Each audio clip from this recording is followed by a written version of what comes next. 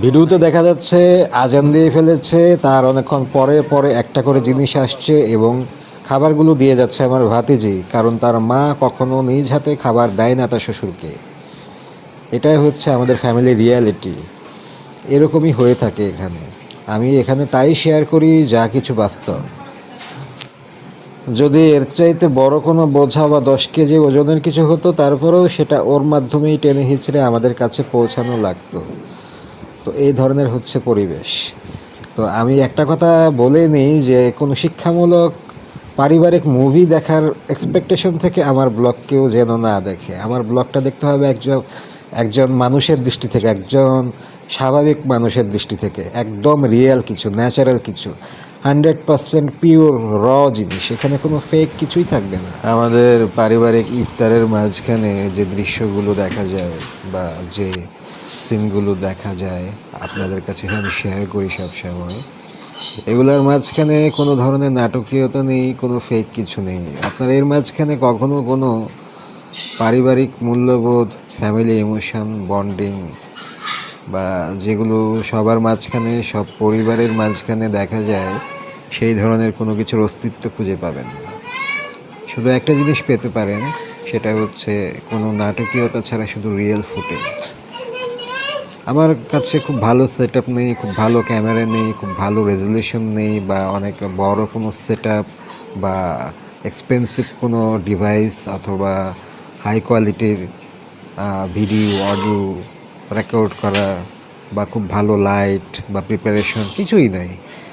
বলতে গেলে আমি কিছুই অ্যারেঞ্জ করতে পারি না বা কিছুই আমার কাছে থাকে না। তবে একটা জিনিস আমি রাখার চেষ্টা করি, কোয়ালিটি থাকুক না থাকুক, সেটা হচ্ছে যা কিছু আছে সব কিছু একেবারে ন্যাচারাল, একেবারে 100% পিওর, নো ড্রামা, কোনো ফেক কিছু নাই। যা হচ্ছে আমার লাইফে, খারাপটা হলে খারাপটাই দেখাচ্ছি, ভালো যা কিছু হচ্ছে ভালো ভালো কিছু হলে শেয়ার করব, আমার কোনো সমস্যা নেই।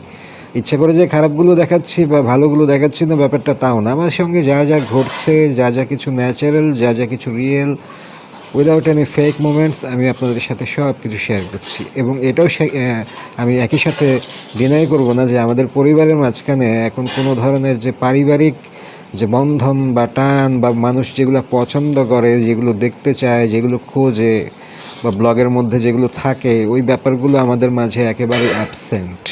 সেগুলো কিছুই নাই এখানে। না আছে কোনো ফ্যামিলি ইমোশন, না আছে কোনো সেই ধরনের বন্ডিং, না আছে কোনো, মানে কিছুই নাই। আমরা জাস্ট যার যার মতো রোবটের মতো যার যার লাইফ লিড করছি, যার যার মতো করে আলাদা করে থাকছি। আবার যে কোনো কারণে বাধ্য হয়ে সবাইকে দেখানো হচ্ছে একটা পরিবারে সবাই আছে, এটা জাস্ট বাইরের মানুষকে দেখানোর জন্য। কিন্তু আমরা ভেতরে ভেতরে কেউই একসাথে নাই। আমরা মেন্টালি ডিট্যাচড হয়ে গেছি সেই 2019 সাল থেকেই, আমার মায়ের মৃত্যুর পর থেকেই। এখন যা আছি শুধু বাধ্য হয়ে থাকার জন্য থাকা, খাওয়ার জন্য খাওয়া। আমি শুধু ন্যাচারাল রিয়েল জিনিসগুলোই সবার সঙ্গে শেয়ার করতে চাই। কোনো নাটকীয়তা বা আর্টিফিশিয়াল কিছু তৈরি করে ফ্যামিলি ভ্যালু ক্রিয়েট করব, ইমোশন ক্রিয়েট করব, ওই ধরনের নিম্নমানের কাজ আমার দ্বারা কখনোই হবে না। যেমন অনেকেই দেখছে আমার বাবা খাবার টেবিলে নিথর হয়ে চুপচাপ বসে আছে আর খাবার গিলছে। আমাদের দুজনের মধ্যে কোনো কথা নাই। কি কথা হবে? কথা হওয়ার মতো কোনো পরিবেশ নেই। কারণ পাশে যে দাঁড়িয়ে আছে রান্নাঘরের ওই পাশে আরেকজন, তার সাথে আমাদের কারোই সম্পর্ক স্বাভাবিক না। আমার বাবারও না, আমারও না। আমরা কেউই তাকে সেইভাবে মন থেকে অ্যাকসেপ্ট করি নাই, পছন্দ করি না। তার অ্যাক্টিভিটিস, কার্যকলাপ কোনো কিছুই আমাদের সঙ্গে যায় না, কোনো কিছুতেই আমাদের সঙ্গে যায় না। আজ পর্যন্ত তার কাছে থেকে আমরা ভালো কিছুই পাই নাই, পজিটিভ কিছুই পাই নাই, কখনোই না। তো তার সঙ্গে আমরা তো স্বতঃস্ফূর্ত হব না, এটা খুবই স্বাভাবিক ব্যাপার। এবং আমি এবং আমার বাবা পর্যন্ত নর্মালি স্বাভাবিকভাবে কনভারসেশন করি না ওনার সামনে, ওই মহিলার সামনে। এই মহিলা যখন না থাকে তখন আমি আর আমার বাবা আমাদের পার্সোনাল ম্যাটার নিয়ে কথা বলি। এই মহিলা যখন থাকে তখন আমরা পাথরের মতো বসে চুপচাপ খাই। আমার বাবাও মুড অফ করে খায়, কারণ তার মুড ভালো থাকে না, ভালো থাকার মতো কোনো কিছু সে পায় না, সেই কারণেই তার মুড ভালো থাকে না। খাওয়াটা নিয়েও অনেক ধরনের সমস্যা ফেস করতে হয়, অনেক স্ট্রাগল করতে হয়, সব কিছু দেখানোও যায় না। এই জন্য অনেক সময় দেখা যায় যে আমার বাবা খুব গম্ভীর মুখ করে চুপচাপ খেয়ে যাচ্ছে পাথরের মতো, কারণ এই খাবারগুলো তার কাছে আসলে খুব স্বাভাবিকভাবে আসে না।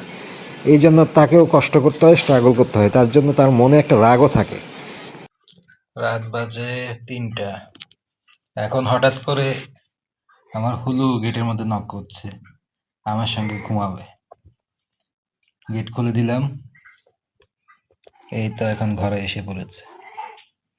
ওর একটাই লোভ, শুধু আমার সাথে একটু থাকবে, কিন্তু তারপরও রাখতে পারি না সেইভাবে, কারণ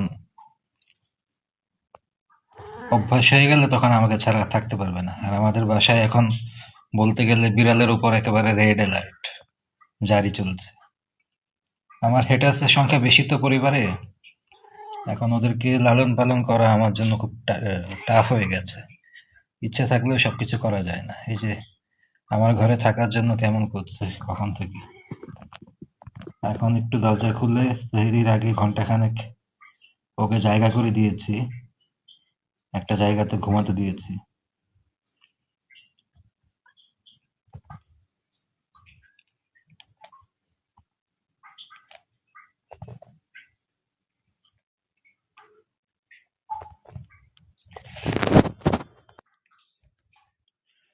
আসলে বাইরে প্রচুর মশা, ঘরের ভিতরে আছে, এখানেও মশা আছে, যথেষ্ট মশা আছে। আর বাইরে তো আরো বেশি মশা।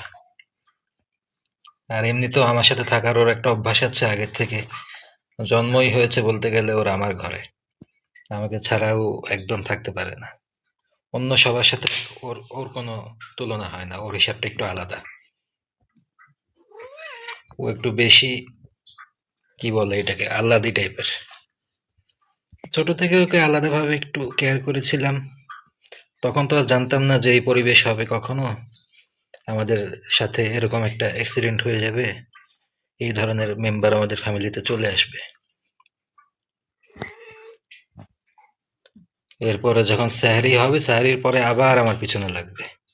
কিন্তু আমি যদি ওকে লাই দেই, আমার সঙ্গে রাখি সারাক্ষণ, তাহলে এটা নিয়ে আবার একটা অন্যরকম পলিটিক্স শুরু হয়ে যাবে। এটার এফেক্ট আবার ওদের উপরেই পড়বে, সেটাই আমি চাচ্ছি না। আমি চাচ্ছি না যে আমার জন্য ওদের উপর কোনো কষ্ট হোক, কোনো নির্যাতন হোক। এই বাচ্চাটার হয়েছে সবচাইতে বেশি বিপদ। এই বাসায় থাকার কারণে স্বাভাবিক শৈশবটাও পাচ্ছে না, ভালো কোনো পরিবেশ পাচ্ছে না। যেমন ওর চাচার সাথে ওর কথা বলা নিষেধ, ওর দাদার সাথে ওর কথা বলা নিষেধ, আমাদের কাছে আসা নিষেধ। শুধুমাত্র ও ওর মায়ের অর্ডারে কিছু কিছু জিনিস আমাদের কাছে সেন্ড করার মতো ক্ষমতা রাখে। এই যে এখন পুরা বাড়িতে একা একা ঘুরে ঘুরে রিক্সা চালাচ্ছে, ওর মতো এভাবে ওকে থাকতে হবে, অথবা ওকে বাইরে যেতে হবে, অথবা ওকে বাইরে থেকে কোনো বাচ্চা কাচ্চা এনে তারপর খেলাধুলা করতে হবে। ও আমার বিড়াল পর্যন্ত টাচ করতে পারবে না, ও আমার দেওয়া কোনো খাবার খেতে পারবে না, ও আমি বাইরে থেকে কিছু এনে দিলে সেটা নিতে পারবে না, ওর অনেক বাধা নিষেধ আছে। আজকের মতো আমার ডেইলি রিয়েল লাইফ ব্লগ শেষ করতে যাচ্ছি। পরবর্তী ব্লগে আবারও দেখা হবে, আবারও কিছু কথা হবে। আজকের ব্লগটা এখানেই শেষ করে দিচ্ছি।